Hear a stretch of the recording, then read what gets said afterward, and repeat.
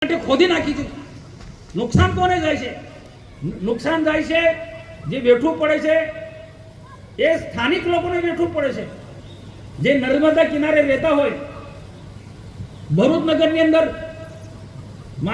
માછી સમાજના છોકરા નાવા ગયા ધાર્મિક વિધિ કરવા માટે નર્મદા કિનારે, તો તે ડૂબી ગયા. એ રેતમાં ભાઈ ઊંડા ઊંડા ખાડા પાડી નાખ્યા હતા, એમાં ડૂબી ગયા. એની પણ જે તે વખતે અમે ફરિયાદ આપી ડીએસપી ને, પણ ડીએસપી આજ દિન સુધી રેત માફિયાના દબાણના કારણે કોઈ તપાસ ના કરી. આજની તારીખે એ માછી સમાજના ભાઈઓને, મિસ્ત્રી સમાજના, એમને આજે ન્યાય નથી મળ્યો. આજે એમને ન્યાય નથી મળ્યો. તો તમે જો ગરીબ સમાજ સાથે પોલીસ શું વર્તન કરે છે એ આપણે સમજવાની જરૂર છે. આ ઉપરાંત આપણા ઝઘડા જીઆઈડીસી ની અંદર આદિવાસી સમાજ ગરીબ હોય, માંડ બાઇક લાવ્યો હોય તો કોઈ પડોશી કહેતો હોય કે કાલે મને બી બેસાડી દે, 2 ના 3 થઈ જાય સવારી પર, તો પોલીસ પકડે એમને ડેલી. આ સેવંતુભાઈ છે, આપણા ટીનાભાઈ છે, રવજીભાઈ છે, એમને દરરોજની ફરિયાદો આવે કે બાઇક સાથે એમને મૂકી દે અને તોડપાણી કરે. 1000-2000 રૂપિયા, 500 રૂપિયા તો 1000 રૂપિયા તો એને દૈનિક વેતન મળતું હોય. તો આ આદિવાસી સમાજની આજે સ્થિતિ છે. આરટીઓ નો મેમો આપી દે 4-5 હજાર, ક્યાંથી લાવવાનો?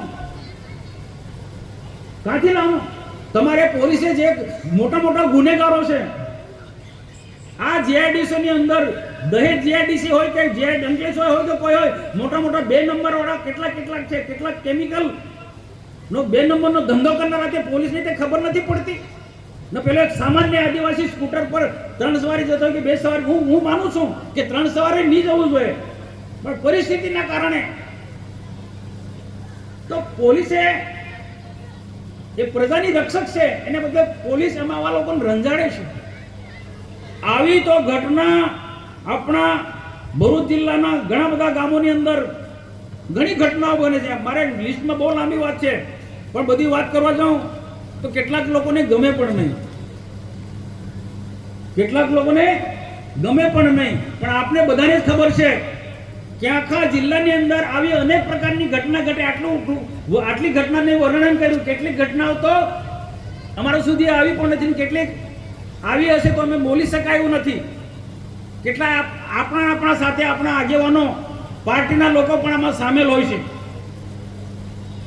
આજે પાર્ટીના વરિષ્ઠ આગેવાનોને પણ મારે કહેવાનું છે કે આદિવાસી સમાજ સાથે ન્યાય કરો. તમે આદિવાસી સમાજ સાથે ન્યાય કરો. આવી કોઈ પણ પ્રકારની ઘટના બને અમે તો દોડ્યા જ છે, પણ જે તે વિસ્તારના આગેવાનો, જે તે વિસ્તાર તાલુકાના આગેવાનોને પણ ફરજ છે ભાઈ આદિવાસીને મદદરૂપ થવાનો, આદિવાસીનો પ્રશ્ન ઉકેલવાનો, નહીં કે ગૂંચવવાનો. અને આદિવાસીને મદદરૂપ થાવ. મત લેતી વખત કેટલા પંપ પાડો, કેટલા હાથ ફેરવશો. આવા પ્રશ્નો ઉભા થયા હોય એ વખતે પણ ધ્યાન આપો ને. આ કદાચ કોઈકના કોઈક કારણસર આદિવાસી અંદર લડ્યા હોય, ગામના લોકો સાથે અંદર લડ્યા હોય, તો એમને ઝઘડાવાનો થોડો સમાધાન કરવાનું હોય. આદિવાસીના હક અને અધિકારની વાત કરીએ એટલે જવાબ કેવા હોય પાર્ટીના નેતાઓ. વાલ્યા ઝઘડા નેતૃત્વમાં મેં કીધું મહત્વના હોદ્દા પર આદિવાસીને સ્થાન મળવું જોઈએ,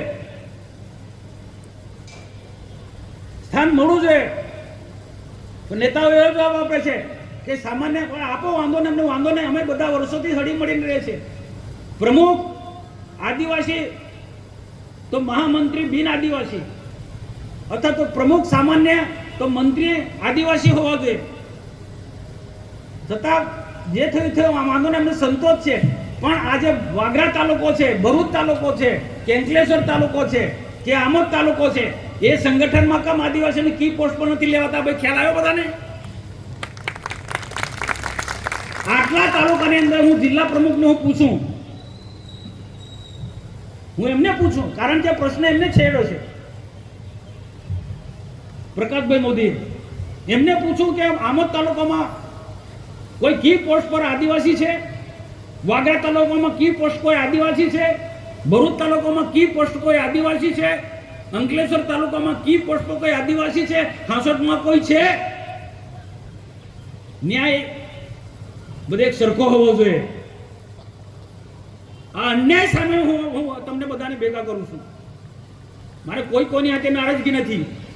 પણ ન્યાય મેળવવો હોય બધા ક્ષેત્રની અંદર, પદમાં કે પછી કોઈ પણ જગ્યાએ, કે સરપંચને અન્યાય થતો હોય, પદાધિકારીને અન્યાય થતો હોય, એ બધી જગ્યાએ ન્યાય આપણને જોઈએ છે. મને ખબર છે કે કેટલાક કાર્યકર્તાઓને કેટલાક લોકો ફોન કરીને કે જતાના આ ભાજપ વિરોધનું છે. ભાઈ ભાજપ વિરોધનું નથી. આ ભાજપ માટે તમે લોહી રહ્યું છે. 1982 થી ભાજપ માટે કામ કરું છું.